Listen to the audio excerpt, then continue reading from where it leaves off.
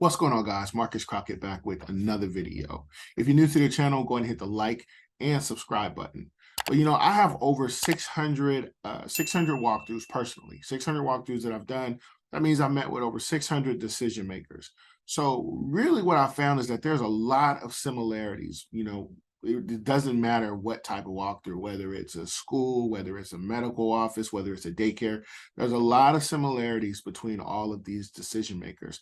So the point of this video is I want to give you enough information so that when you go out and you do your walkthrough, it'll increase your chances of actually getting the contract after you submit your proposal. So with that said, let's get into it. So based on the information that I have that I've picked up over the years, contrary to popular belief, like a lot of these decision makers, they're not always driven by price. A lot of the time, most of the time, they're driven by quality, right? And it's easier to come in at a higher price or at your price if they have paid if they've paid in an area that's comfortable with their current budget and they're not getting the results that they want, right? So don't think just because that their budget is this or that they're paying the current company this, that they're not going to pay you that. You just have to make sure that you're going to provide better quality than what they're currently getting. Another thing that I noticed is that, they're actually relying on you, the prospect, because we're not to the point of them being a customer yet. The prospect is relying on you to be an expert in your field. So look at it this way. Let's say, for example, you wanted to go or you needed an attorney for something, right? And you go and usually attorneys will give you like a free consultation or whatever. So you go to an attorney on a free consultation and you bring up a problem and they say, you know what? I don't really know, right? Versus an attorney who says, I've never really come across that, but I have a network. Let me look into it. I'll have an answer for you, in a couple of hours.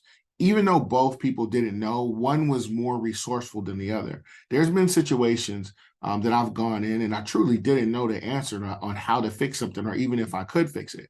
But rather than me just saying no or I don't know, right? I'll say something along the lines of, you know what, let me look into it. I have an answer for you. Let me get back with you. Let me do some digging, right? It's always better to be more resourceful, but regardless to any of that, they're looking to you to be the expert. So just know that going in. And then the other thing is to just really understanding why you're there. They have a problem. They have a dirty office or a dirty school or whatever, and they need you to solve their problem. So some of the things that I've noticed, and this is actually something that just happened. It piggybacks on the last thing that I just said, but I did a walkthrough maybe like 2 or 3 months ago. And this was for a daycare.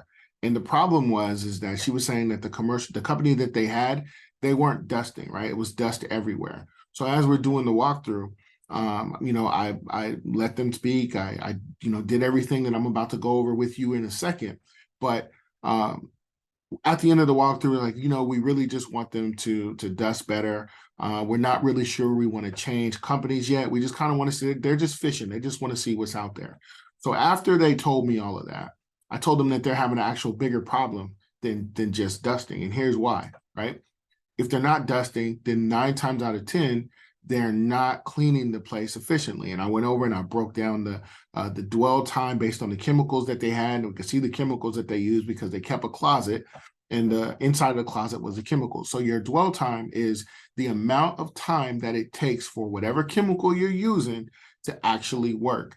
So if your dwell time is 5 minutes, you need to spray whatever it is that you're spraying on and let it sit on the surface for a period of 5 minutes, right?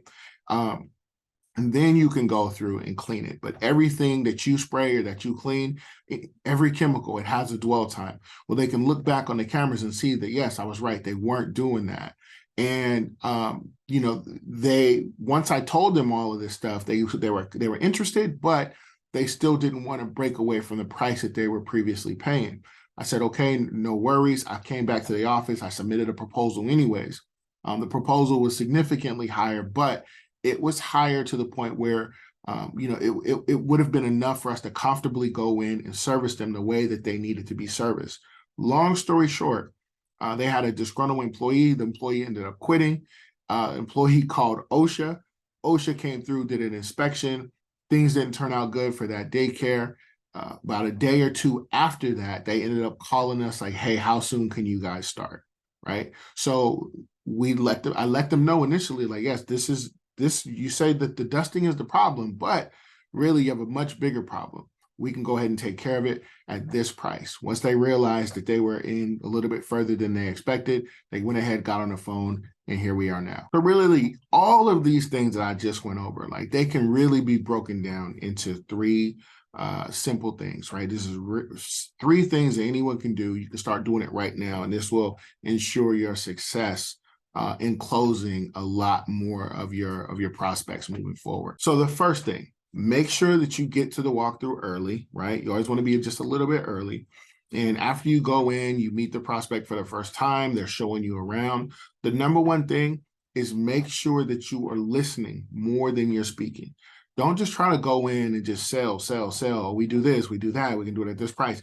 You have to understand, you have to listen to what they're telling you, right? And then see if it's even possible for you to do, or if you can do it in the way that they want it to be done. So it's always important to listen. The second thing, while you're listening, like, and then let them know, like, hey, I am listening to you, but because I want to make sure that I give you the best proposal possible, and I'm covering all of your scope of work. Make sure that you're writing down detailed notes. So yes, I know that, you let them know, like, I know I'm writing things down, but I am listening. I'm just writing things down to make sure that, you get the best product, the best service that we have. So, always take really, really good notes. And the last thing is, after you've listened to the prospect, after you've taken all of the notes, before you even get to the point of submitting a proposal, go over everything again with the prospect. So you go over all of the scope of work, go over their pain points, go over everything to make sure that you're not missing anything. This will help you when you're building out your proposal, when you're building out your scope of work, to make sure that everything is accurate. And it also lets the prospect know, like, this person, they were listening to me. They hear our needs, they hear our wants, they hear all of our pain points.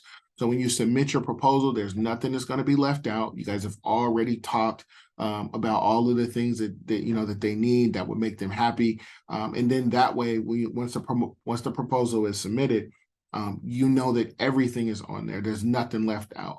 And that will increase your chances and granted that the numbers and everything look good, but that'll increase your chance of actually bringing on a new client and growing your bottom line. But if you were struggling to get walkthroughs, if you're struggling to meet up with decision makers, we actually jump over to Gatekeeper so you don't have to.